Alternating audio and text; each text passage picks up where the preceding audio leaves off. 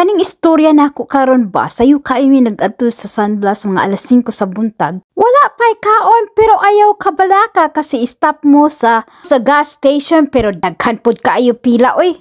He gave us only 20 minutes to eat or bathroom breaks.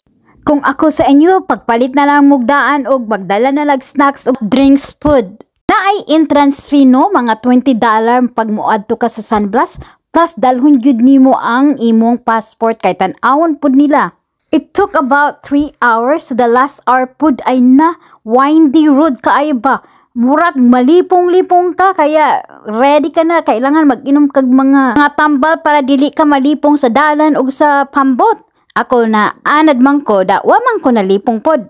Mao na ning port dire paingon sa San Blas. Magbayad po kag $2 lang man pod. Akong kauban, mao na si Kayla, taga Honduras. Sabi niya, hindi daw maganda ang port, madumi daw. Murag naglibog pug ko diri ba kung asa ang pambot among sakyanan, no? Pero maay na lang among driver, sabi na yan daw ang yung pula na pambot ang among sakyanan. Among driver, di biya to kay balong mag-English, no? Buti na lang ang aming tour guide dito sa San Blas marunong mag-English. Dito ko rin na-meet si Grace na taga Hong Kong, mga solo traveler yarn. Kung ako sa inyo, magsakay mo sa unahan mo kay dili mo mabasa. Pero kung sa likod mo ang tubig plus kay sa imuha ba, make sure na ay plastic ang imong passport kay para dili mabasa. Thank you for watching. Bye!